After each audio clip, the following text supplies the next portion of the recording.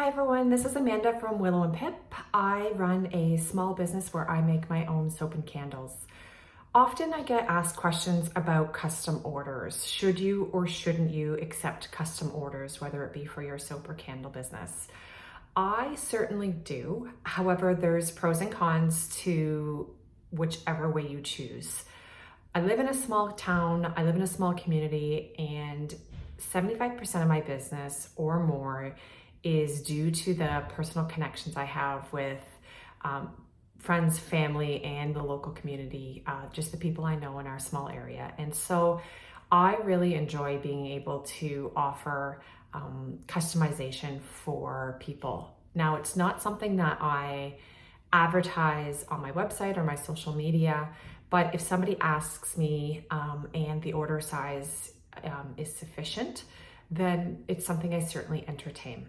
So today's video is going to be showing you a custom candle order that I've put together for a realtor who lives a couple of towns over from us, about 45 minutes away.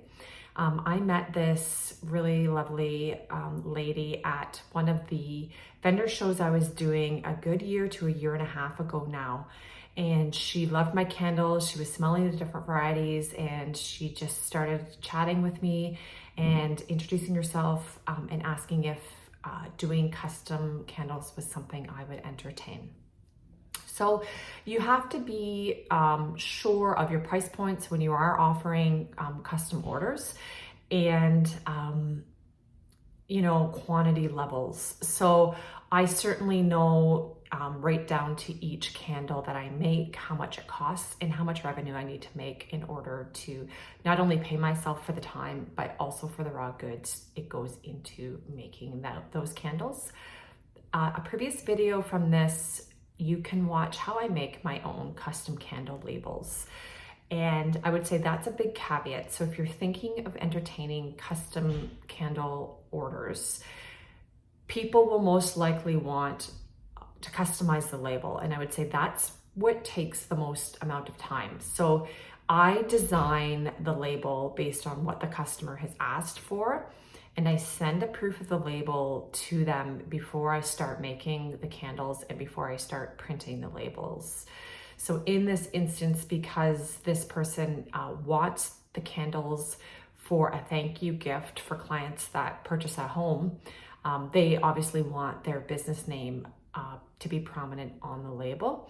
And then we've added a really cute slogan on each one, like home sweet home, that type of thing. The other thing that I do for custom orders is I don't offer fragrances or scent selections for scents that I don't have, because the scents that I have on hand, I have already tested and I know the quality is going to be really high. I don't want people going on to a website, selecting a fragrance off of some vendor, some website and saying, I want, apple pie fragrance. It's going to cost me way too much money to try to order that fragrance, to test, to make a couple of candles, to start testing out the wicks, how the cold throw is, how the hot throw is. So if you are going to be doing any type of custom making, I would recommend going with the scent selections that you have that are tried and tested, but doing more of the customization with the label itself. So today's video is going to walk through me pouring 15 candles. This person has selected three different scents or fragrances with 5 vessels each. And I really hope you enjoy the process. At the end, when I am showing the labels, I'm cropping out the top half of the label because that is this person's realtor business name, address, and just for privacy reasons, I'm only showing the bottom half of the label. But again, if you watch my label making video, I'll walk you through how I do design my own labels on Canva, the type of label I purchase, where I purchase it from, and how I print. So if you're interested in that customization process at all, I do have a fully separate video on that. This customer ordered my 10-ounce rose gold lid vessels. I have to unpack each one individually and remove the lid.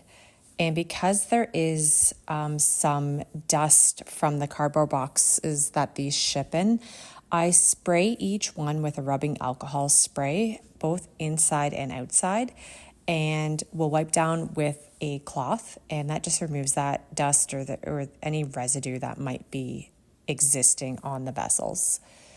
I flip the vessels upside down all at once so that when I add the caution label to the bottom of the vessels, I don't have to handle each one individually, and it's pretty efficient for me just to apply the label.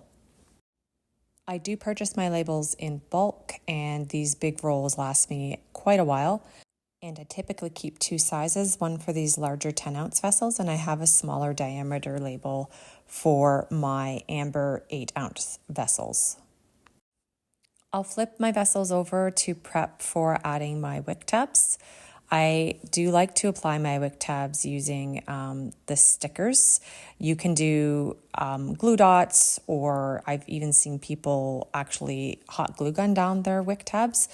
I like these stickers. I find them really efficient. I buy them in bulk off of Amazon.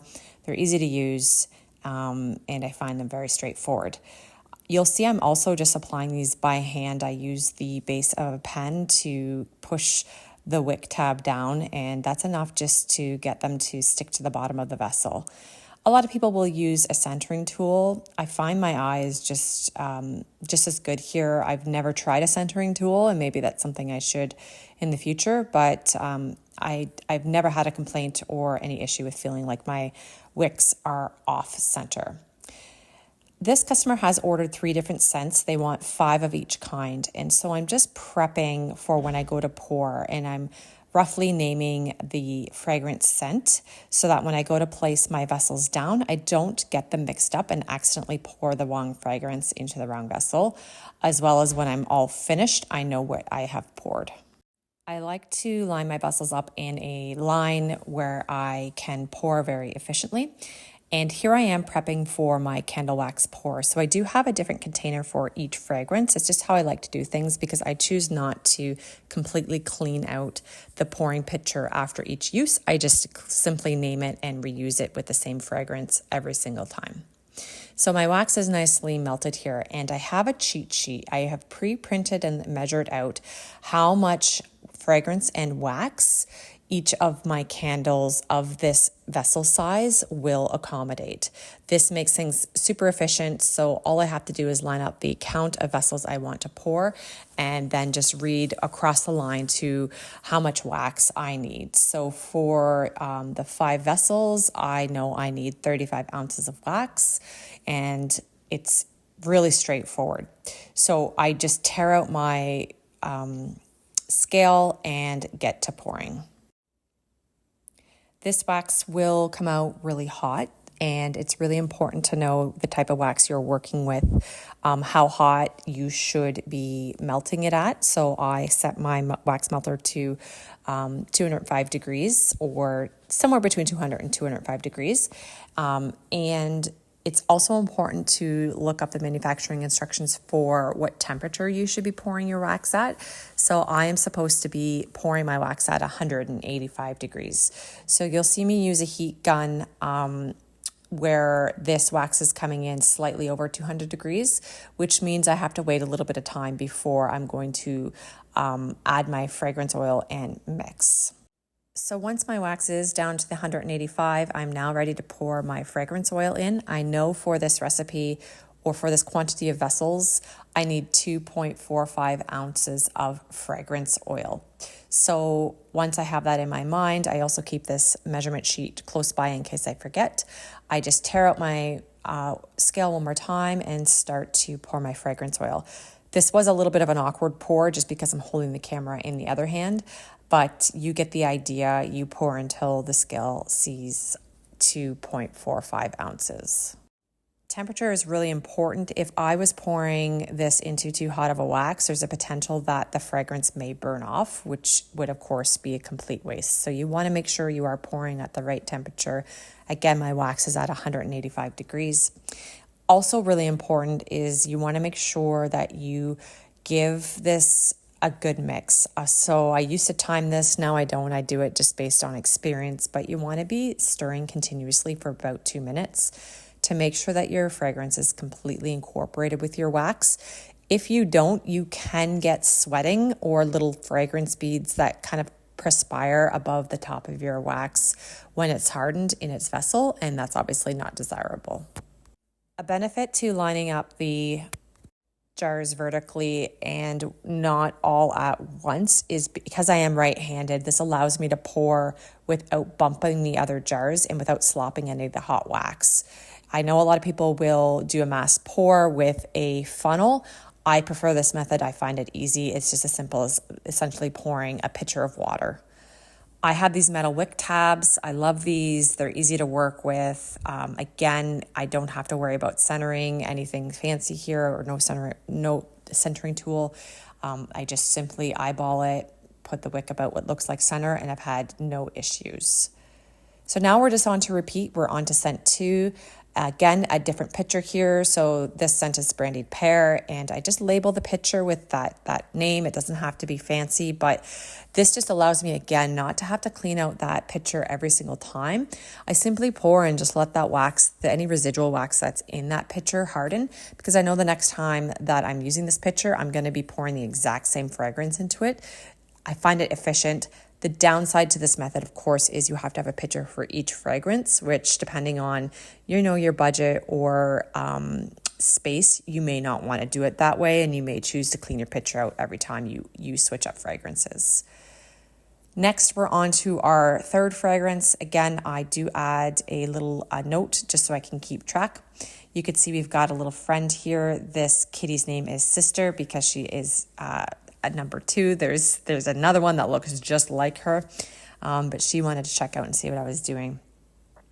So once these are all set and centered, they will cure for 12 to 24 hours before I'll touch them. You can already see at the bottom that the wax is starting to solidify, and I'll just leave these as is. So now I'm ready to print my custom label. I'm just showing you a close-up of the label paper that I use. This is a really beautiful estate type label. It's not glossy, it's matte, and it has a little bit of a line texture to it. And I print these custom labels. Again, I had to just only show you part of it because I didn't want to show the person's name, address, and phone number, as these are a custom realtor's candle label. If you do want to check out my other video to see exactly how I design these, please do so. I have its own video just for that.